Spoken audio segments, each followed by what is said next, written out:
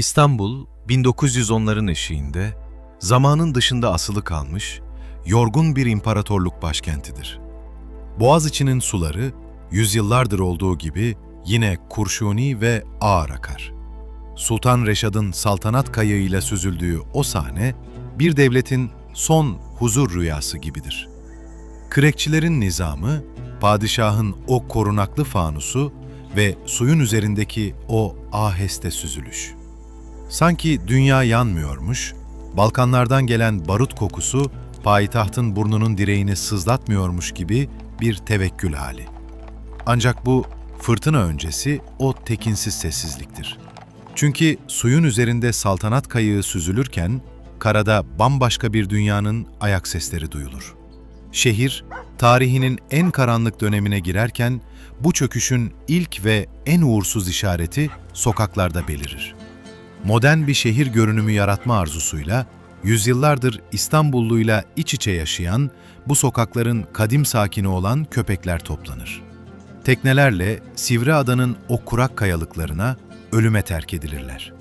Adadan şehre rüzgarla taşınan o acı ulumalar, halkın yüreğine derin bir suçluluk duygusu eker.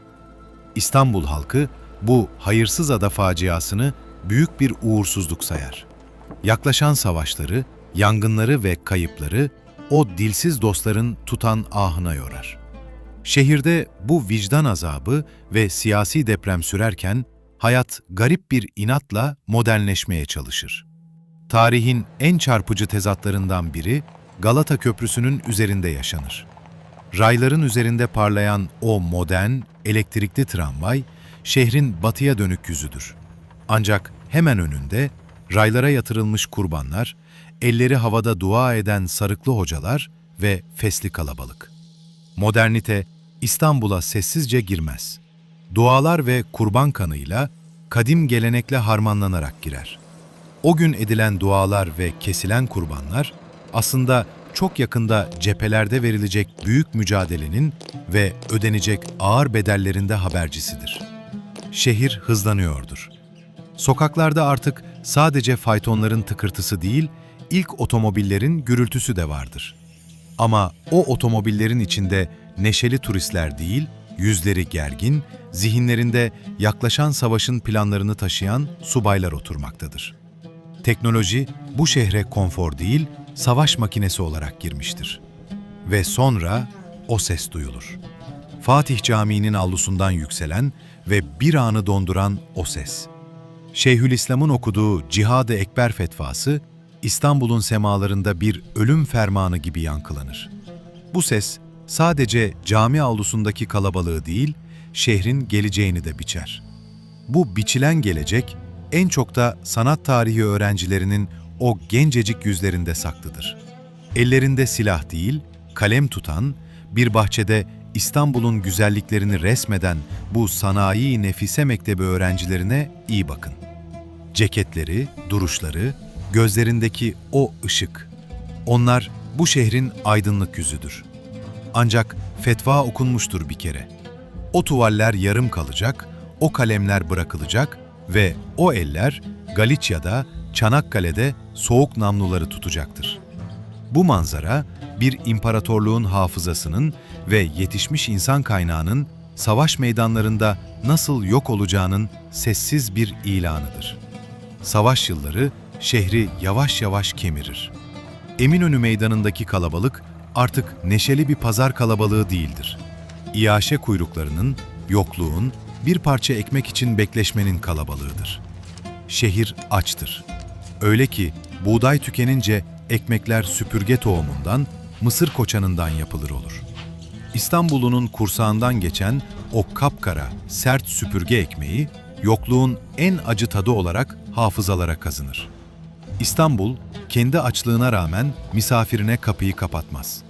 Kuzeyden Bolşevik devriminden kaçıp gelen, rıhtıma inen beyaz Ruslar, şehrin sefaletine asil bir hüzün katar. Bir zamanların prensesleri, generalleri, şimdi Karaköy rıhtımında çamur içinde yemek pişirmekte, hayatta kalmaya çalışmaktadır. İstanbul ve beyaz Ruslar, aynı kaderin, aynı düşüşün ortakları olarak birbirlerine sarılırlar. Ama asıl kabus, 1918'in o puslu sonbahar sabahında gelir. İstanbullular uyanıp boğaza baktıklarında gözlerine inanamazlar. İşgal altındaki İstanbul manzarası, bir milletin boğazına düğümlenen o yumru gibidir. Yüzyıllardır sadece martıların ve balıkçıların hüküm sürdüğü o sular, şimdi İngiliz zırhlılarının gri gölgeleriyle kararmıştır. Çelikten bir duvar, şehri esir almıştır. Artık İstanbul, kendi evinde yabancıdır. Bu yabancılaşma, Beyoğlu'na çıkıldığında tokat gibi yüze çarpar. İstiklal Caddesi'ni, o dönemki adıyla Cadde-i Kebir'i dolduran o Yunan bayraklarına ve işgal taburlarına bakın. O kaldırım taşlarında yürüyen her yabancı postal, halkın yüreğinde onulmaz yaralar açar. Oysa sadece birkaç kilometre ötede, mütareke günlerinin o ağır havasında İngiliz subayları sandalyelerine yayılmış, pipolarını tüttürerek bacak bacak üstüne atmış bir vaziyette objektife gülümserler. Bu rahatlık, bu kibir, işte İstanbul'u açlıktan veya savaştan daha çok bu efendi tavrı yaralar. O denetim anları, Türk subayının hiyerarşideki yerinin zorla değiştirildiği, sessizliğe mahkum edildiği o anlar, şehrin hafızasına en ağır travma olarak kazınır. Peki, her şey bitti mi? Şehir teslim mi oldu? Cevap, o gri, hurdalık gibi görünen toplanan silahların olduğu o yığınlarda gizlidir.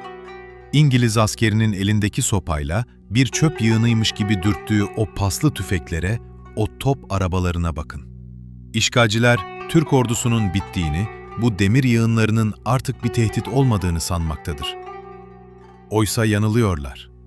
İşgalcilerin hurda sandığı bu yığınlar, aslında yaklaşan fırtınanın sessiz cephaneliğidir.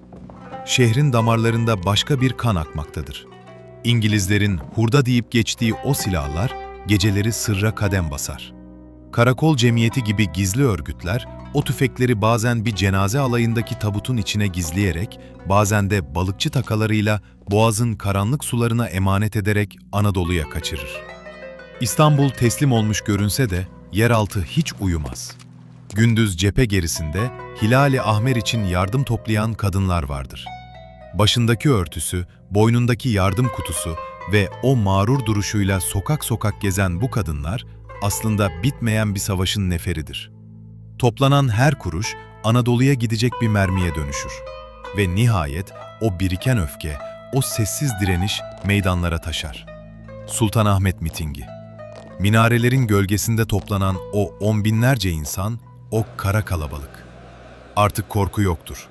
Halide Edip'in kürsüden haykırdığı o an, İstanbul'un ölü toprağını üzerinden attığı andır. O kalabalığın uğultusu, işgal zırhlılarının sirenlerini bastırır. Şehir, 1910'ların başında saltanat kayığındaki o uykusundan uyanmış, ateşle, kanla ve ihanetle sınanmış ve şimdi küllerinden yeniden doğmak üzere ayağa kalkmıştır. 1910'lar İstanbul'u, bir imparatorluğun görkemli vedası değil, yeni bir milletin kanlı ama onurlu doğum sancısıdır. Ancak sokağın bu haklı öfkesi bir plana dönüşmek zorundadır. Şehrin gürültüsünden ve işgal devriyelerinin gözünden uzakta, Şişli'deki o evin pencerelerinde ışıklar sabaha kadar yanar. Burası artık sadece bir ev değil, kurtuluşun karargahıdır. Mustafa Kemal Paşa, bu odalarda arkadaşlarıyla birlikte Anadolu haritaları üzerine eğilmiş, imkansız denileni hesaplamaktadır. Herkesin bitti dediği yerde, o başlıyoruz demek için hazırlanmaktadır. Ve o gün gelir. Kartal İstimbotu'nun güvertesinden boğazı bir demir yığınına çeviren, gökyüzünü kaplayan o devasa İngiliz zırhlılarına son kez bakar. Tarihin akışını, bir milletin kaderini değiştirecek o cümleyi bir emir verir gibi net bir şekilde fısıldar. Geldikleri gibi giderler.